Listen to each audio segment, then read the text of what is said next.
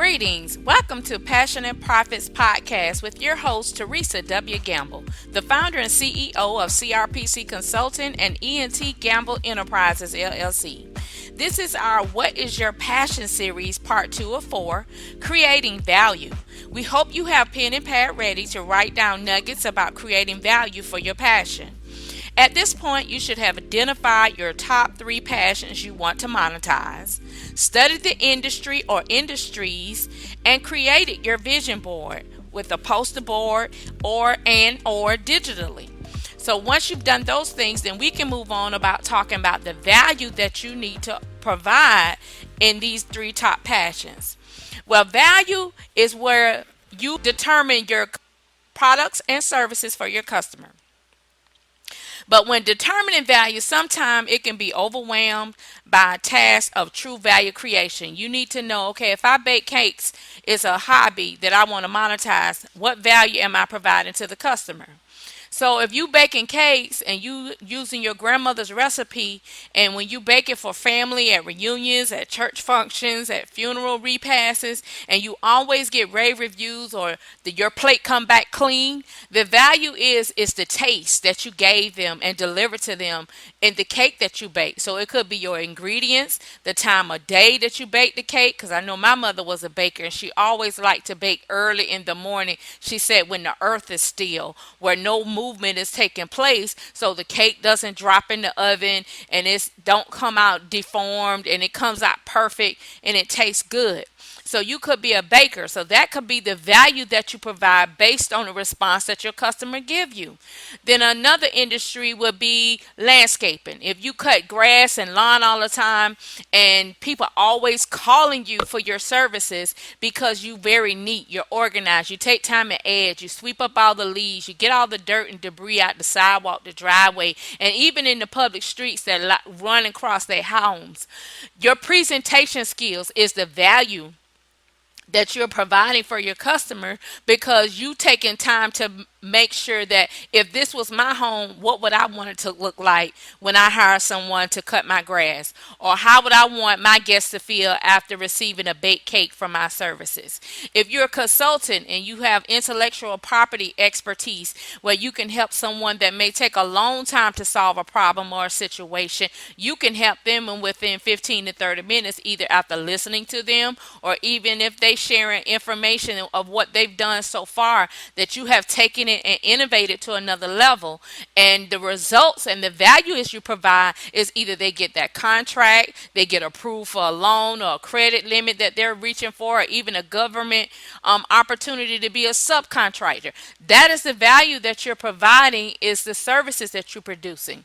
Another industry that is very popular and creative is janitorial services, cleaning. That's something that we do naturally because we keep our homes clean. So we're passionate about making sure people are not getting sick, making sure the appearances not only look good but smell good. The floors are clean, they're not scuffed up. The outer appearance makes a strong impression of your work environment, your home environment, your church environment, your nonprofit organization, even a community center where children play it all the time.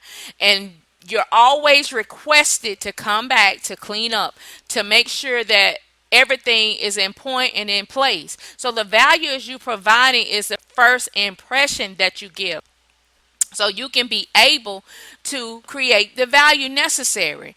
So last podcast we talked about identifying your passion and knowing your industry. That's why it was important, and I encourage you to research and know your industry. You need to know your industry because each industry have rules, policy, procedures, and regulations that you have to follow. Once you find your industry aligned with your passion, now you're creating your value. So if your top 3 passions, your value is what is the end result that you want to accomplish with your product and service. Let's take a moment and think about that. How do you want them to respond? What type of Google reviews you want them to give you? What type of Facebook reviews they want you desire to achieve from the service that you've given? What pictures of promotional opportunities that you want to enter into to make sure that every customer that you touch or reach or interact with, providing your product or service from your passion, what do you want to accomplish with that? Will it generate more referrals, generate more customers, generate corporate accounts, generate government contract, state accounts? So you have to really think about this process of the value you provide.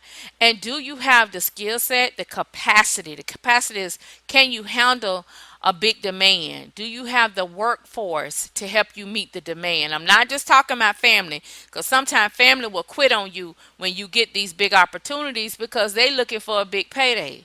So you need to be strategic with your team members when it comes to providing this value. You have to make sure timeliness, that you're meeting your time demand when your customer need it. It's always good to complete the task early where you have wiggle room to make edit changes or modifications, or even if they change the order. So it's always good to verify, never ever assume. So make sure when you're just creating your value that you're being intentional, that you're doing your homework, that you really interview your customer down to the very simplistic detail to make sure you get what they're asking for, that you're able to deliver it. If they're asking for something that you cannot fully, completely deliver, that's where partnerships come in at. That's where you do a portion and then you bring someone in to subcontract to do the other portion. And then together you all present the end result to the customer. But before you engage in that partnership, you need to have the terms of agreement intact on compensation, monetization. Who does what type of monetary split? Is it going to be 90-10, 80-20, 70-30, 60-40 split on the profits of the revenue, as well as the products, service and supplies, materials are needed, and the time invested?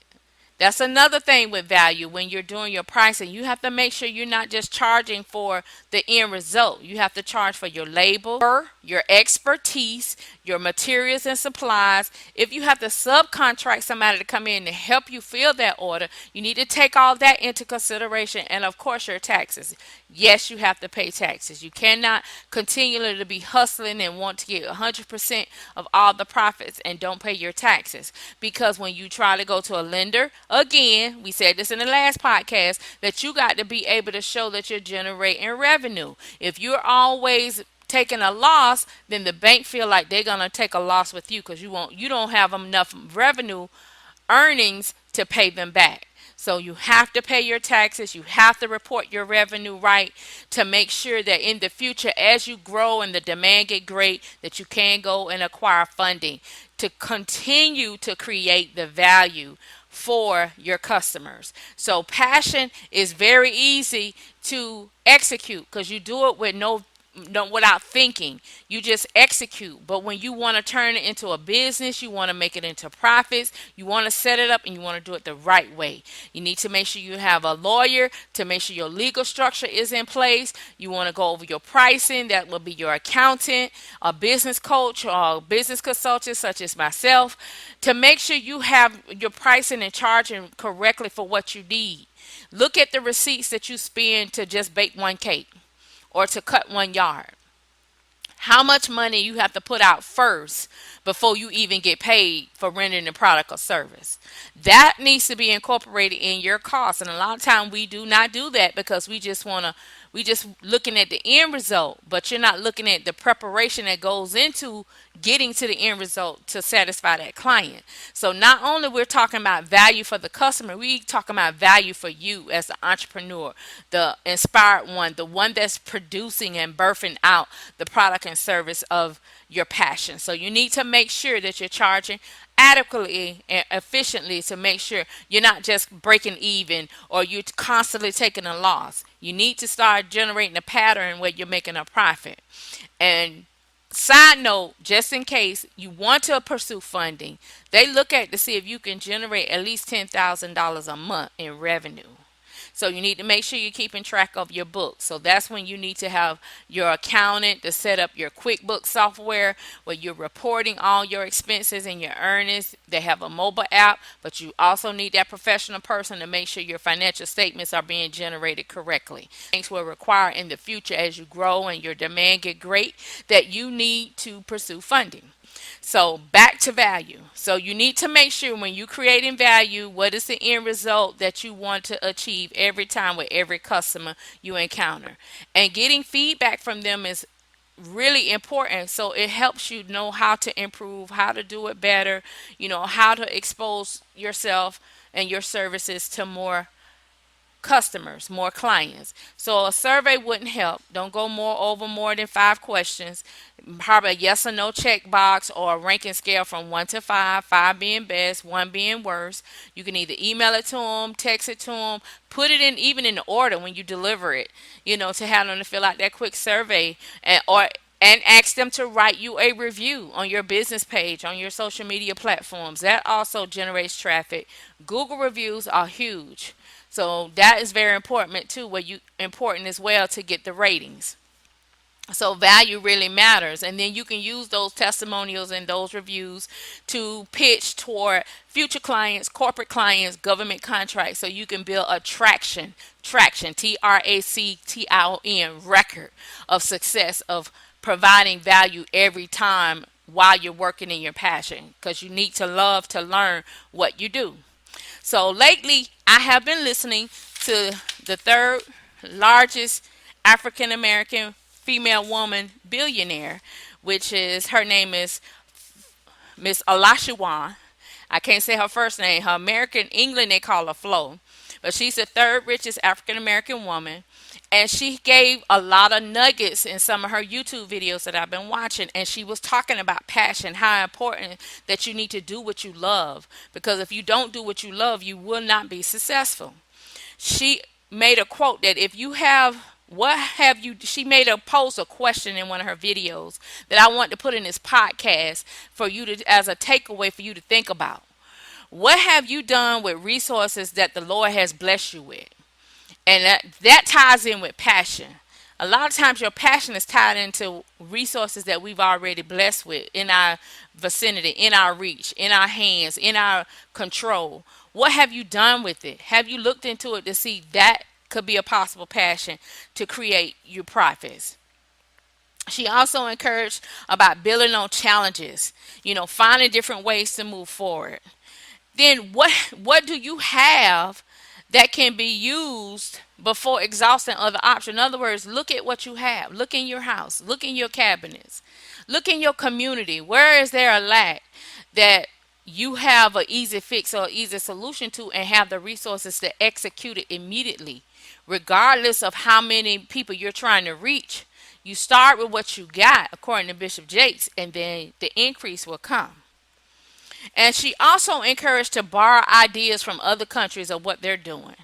Learn from other countries and continents support in order to support your own. And the other thing she emphasized that we need to do business among ourselves, and there will be a lot more billionaires. And now that statement really blew me away, because a lot of times we don't like to do business with each other because of different mindsets, different practices, either the lack of not knowing or the purpose of knowing too much. But there has to be a balance, because there's enough wealth for everyone to be wealthy. It's just we have to learn how to get through the barriers and the differences and the cultural differences to be able to be successful together in doing business. In other words, keeping the economic dollar in your community, in your culture, for it to grow. That will help eradicate poverty. So this is your host, Teresa Gamble. We talked about what is your passion, part 2, creating value.